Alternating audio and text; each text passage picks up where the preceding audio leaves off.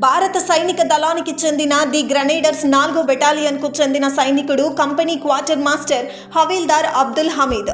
ఆయన 1965లో కేమ్కరన్ సెక్టారులో జరిగిన ఇండో పాకిస్తాన్ యుద్ధంలో వీరమరణం పొందారు.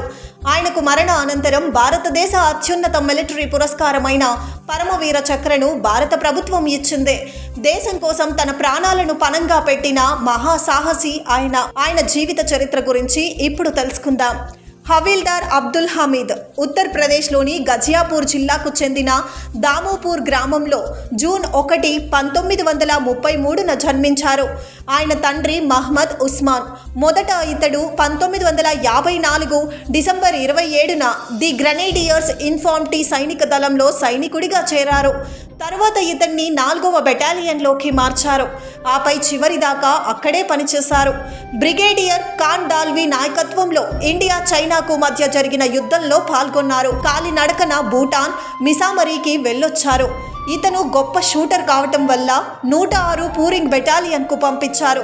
ఇండియా పాకిస్తాన్ మధ్య జరిగిన యుద్ధంలో 1965 సెప్టెంబర్ 10న ఉదయం 8 గంటలకు పాకిస్తాన్ సైనిక దళాలు బిక్కువిండి అమృత్సర్ రోడ్డు మీద చీమా గ్రామంపై దాడి చేశారు. ఈ ప్రాంతం బమకరన్ విభాగంలో ఉంది. ఉదయం 9 గంటలు అయ్యేసరికి వారు మరింత ముందుకు వచ్చారు. ఇంకా ముందుకు భారత సైన్యం మీదకు తుఫానులా వస్తున్న ట్యాంకులను చూసి ప్రమాదాన్ని పసిగట్టాడాయన.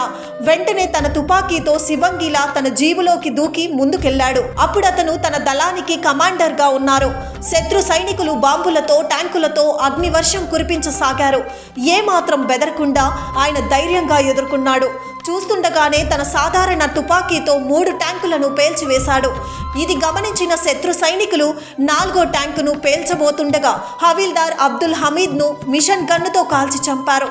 ఆయనకు సెప్టెంబర్ 16, 1965న భారతదేశ అత్యున్నత మిలిటరీ పురస్కారమైన పరమవీర చక్రను భారత ప్రభుత్వం ప్రకటించింది. ఆ తర్వాత ఉత్తరప్రదేశ్లోని అసల్ ఉత్తల్లో అతని సమాధిపై ఒక స్మారక స్తూపం నిర్మించారు.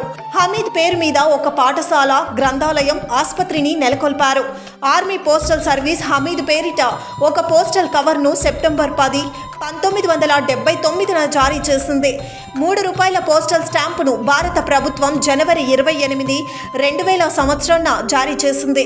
ఆ స్టాంపుపై హమీద్ ఒక జీపుపై నుంచి ట్యాంకులను పేల్చుతున్నట్లు చిత్రం ఉంటుంది. 2008లో హమీద్ భార్య రసూలన్ బీబీ అప్పటి రాష్ట్రపతి ప్రతిభా పాటిల్ను కలిసి వారి గ్రామం మిలిటరీ రిక్రూట్మెంట్ సెంటర్ను నెలకొల్పవలసిందిగా కోరారు.